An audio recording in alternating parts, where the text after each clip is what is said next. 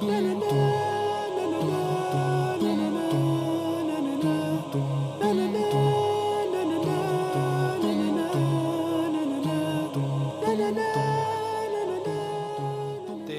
last few years, even months, in the world has shown us an intensification in apocalyptic events.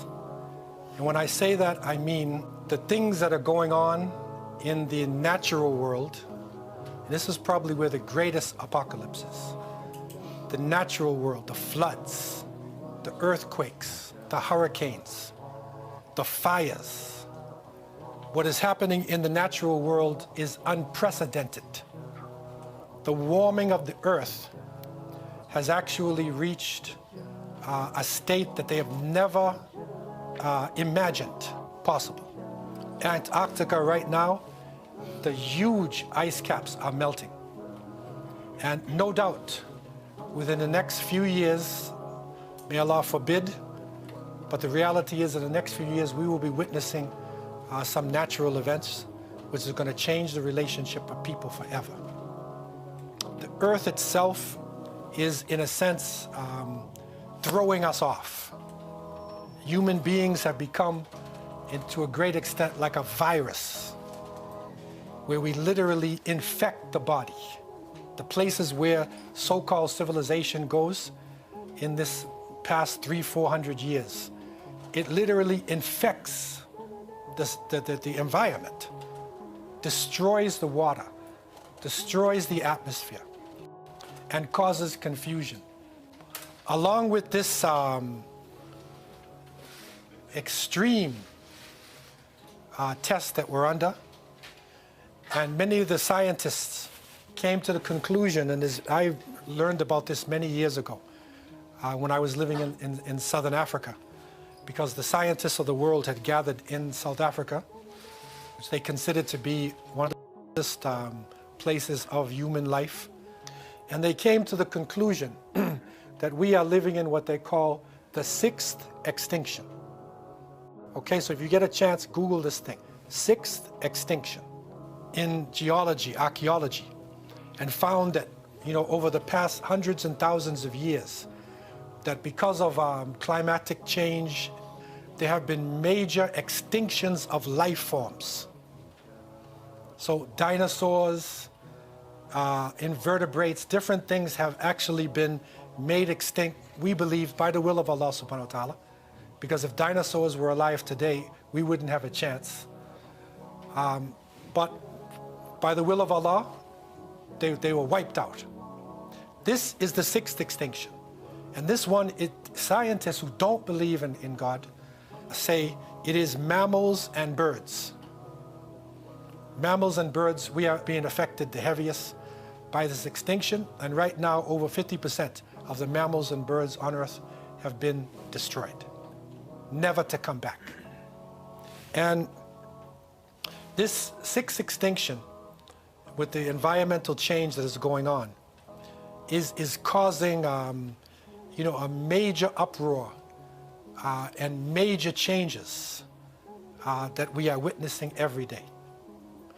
Politically, the world is now in a very delicate state, right? It is said that the man with the blonde wig down south, he has his finger on the nuclear button. Serious thing. They have more nuclear weapons, more weapons of mass destruction than any society. And don't forget, they were the only country to use it before. They used it on Hiroshima and Nagasaki. Over 150,000 people died instantly. And the war was already over. The war was over.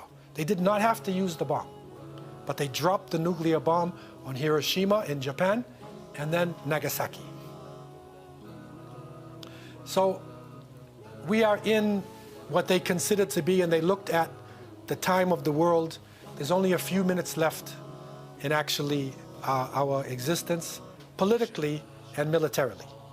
Because if the wrong thing happens and a bomb hits one place and then the reaction goes, there would easily be a nuclear war whose fallout could destroy much of what we know as civilization. Economically, we are at the footsteps of a recession.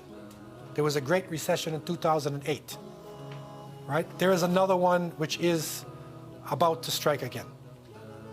And the recent tariffs that are going on, the trade wars between US and China, is going to put us to the brink of a major confusion economically. And right now, the most important institution in all of our mega cities is the bank. Any city that you go to, and I've traveled to a number of countries, right? Anytime you come into a big city, look at that city, if it's part of the so-called Western civilization, and the biggest building is the bank. Usually the next one, insurance. Mark my words, go to any city and look. And you're going to see. The bankers are actually deciding the politics of the world. And many of your leaders, our leaders, are merely public relations officers. And when the confusion hits economically, right, that's going to hit the source, the bottom line. And we Muslims, who have been blessed with the last revelation, we are in the middle of it. We are in the middle of it. And we thought for a long time that this could not hit us. But if we had our eyes open to our sources, we would realize that Allah subhanahu wa ta'ala told us in Surah Al-Anbiya, وَنَبْلُوَكُمْ بِالشَّرِّ وَالْخَيْرِ فِتْنَةً وَإِلَيْنَا تُرْجَعُونَ. And we shall certainly test you by way of good and evil, and you will all return to us. And a fitna is a trial, a temptation, or punishment. It's even like a confusion. We are not sure which way to go. A trial that you're going through in order to be purified. Because it comes from the fatuna, the word itself is used when you purify metals like gold or different metals. You do it with fire. You burn it to purify it. Okay? And so this is what we are going through, a type of purification.